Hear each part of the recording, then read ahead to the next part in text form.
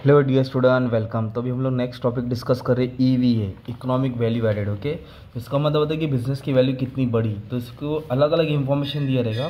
इधर दिया है कर्जा, दिया है इक्विटी, दिया है खुद का पैसा, डिबेंचर का कॉस्ट दिया है, इक्विटी का कॉस्ट दिया है, प्रॉफिट आफ्टर टैक्स दिया है, इंटरेस्ट दिया है। तो अलग अलग इंफॉर्मेशन अलग अलग तरीके से आता है। तो ईवीए के लिए अपने को क्या करना है मालूम है? उसका फॉर्मूला क्या है? नो पैड लेना है minus capital employed into weighted average cost of capital. NOPAT मतलब होता है non operating profit after tax. Okay, और कैपिटल एम्प्लॉयड और work weighted average cost of capital. तो सबसे पहले नो पैड निकालेंगे। तो ना अलग अलग इसमें खेल खेलना पड़ेगा। तो अलग अलग टाइप के सम सॉल्व कर दिया है। तो इधर प्रॉफिट अगर बिफोर रहता तो इसमें तो टैक्स माइनस किया जाता, और ये प्रॉफिट आफ्टर है 12 करोड़ यहाँ लिख दिया मैंने। ठीक है, तो इसमें क्या करना है? इंटरेस्ट अपने को ऐड करना पड़ेगा। तो ये हो जाएगा 16 करोड़, है ना। मतलब प्रॉफिट बिफोर इंटरेस्ट चाहिए और आफ्टर टैक्स चाहिए। प्रॉफिट बिफोर इंटरेस्ट और आफ्टर टैक्स, ये याद रखना है। तो ये जो 16 करोड़ है ना, तुम्हारा नोपैड हो गया। मतलब 16 करोड़ इनका सब बदले एक तरफ से प्रॉफिट है। अभी अपने को क्या करना है? Capital employed. कैपिटल एम्प्लॉयड का मतलब होता है कि लोगों ने बिजनेस में कितना रुपया लगाया। तो कैपिटल एम्प्लॉयड मतलब ये होता है तुम्हारा इक्विटी, मतलब खुद का पैसा सेल्फ, और डेप बोले तो क्या होता है? बोरो बोले तो कर्जा लिया। तो ये दोनों को ऐड करेंगे तो कैपिटल एम्प्लॉयड मिल जाएगा। तो मैंने यहाँ लिख दिया सोर्स। क्या लिख दिया? सोर्स। तो इक्विटी कितना मालूम है? 250 करोड़ है, 2500 करोड़ है। और डेप बोले तो कितना दिया? 25 करोड़ दिया। तब इसको हम ऐड कर देंगे ना, 2525 करोड़। ये हो गया तो टोटल कैपिटल एम्प्लॉयड। इतना रुपया लोगों ने लगाया खुद का और उधारी का। तो कैपिटल एम्प्लॉयड में यहाँ लिख दूंगा। ओके, कितना है? 2525। अभी अपनों को निकालेगा weighted average cost of capital. क्या ढूंढने का? Weighted average cost of capital. तो उसके लिए सबसे पहले आपको प्रोपोर्शन निकालना पड़ेगा। प्रोपोर्शन को वेट बोलते हो। ओके, और वेट हमेशा तुम्हारा 1 आएगा। तो कैसे ही आएगा मालूम है क्या? हर अमाउंट को, हर सोर्स को इससे टोटल से डिवाइड करना है। मतलब ये 2500 है, इसको आप डिवाइड करेंगे 2525 से, तो आपको मिलेगा 0.99। ओके, तो मैं इसको 0.99 कंसिडर करूँगा। फिर इसको इससे डिवाइड करूँगा ना 25 को, किससे? 2525 से, तो मुझे मिलेगा 0.00, है ना।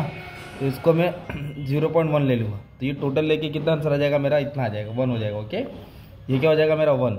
अब इसको टोटल 1 ही होता है। और कॉस्ट अपने को दिया है, कॉस्ट ऑफ इक्विटी और कॉस्ट ऑफ डिबेंचर दिया है।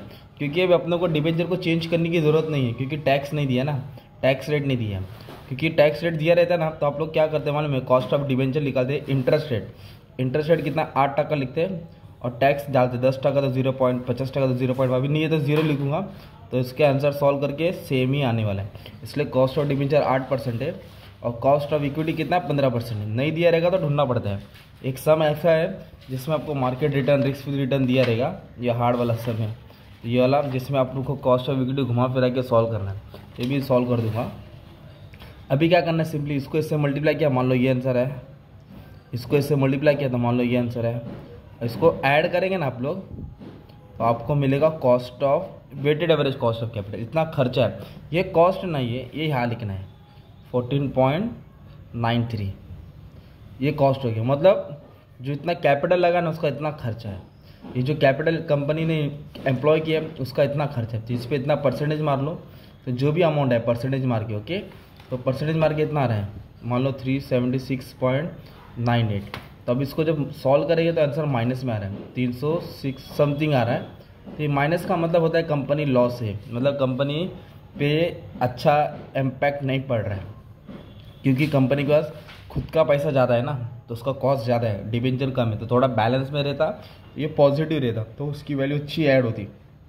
उल्टा ये सब करने से वैल्यू ऐड नहीं, घट गई है। तो नेगेटिव बैलेंस बोले तो अच्छा कंपनी का परफॉर्मेंस नहीं है, कंपनी एकदम स्लो है। ओके, वैसे आप ये वाला सम सॉल्व कर लेना। ओके, इसमें क्या दिया है? ये सेम टाइप का सम है, तुम्हारा हो जाएगा। एवरेज डेप्थ दिया, इक्विटी दिया है, कॉस्ट ऑफ डिबेंचर पोस्ट दिया है। पोस्ट मतलब इसको सॉल्व करना पड़ेगा। ओके, पोस्ट मतलब सॉल्व करना पड़ेगा। इक्विटी दिया है, पोस्ट मतलब सॉल्व करके दिया है ना। और profit before tax, before exception है, इंटरेस्ट दिया है। तो फॉर्मूला तो सेम है। ओके, तो अपने को क्या करना है? प्रॉफिट में इंटरेस्ट ऐड करना पड़ेगा, इसके लिए इधर आ गया। कैपिटल एम्प्लॉयड मतलब दोनों को ऐड करेंगे, टोटल इतना रुपया लगाया है, तो भी समझा। Weighted average cost of capital कैसे?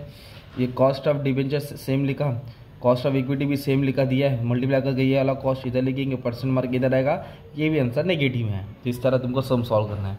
तो जो भी पैटर्न से फॉलो करना कर लो, इसका स्क्रीनशॉट लेके रख लो, ताकि तुमको समझ में आएगा कैसे क्या कर रहे हैं। और हार्ड वाला भी सम अपलोड कर दिया, अच्छे से पढ़ लेना।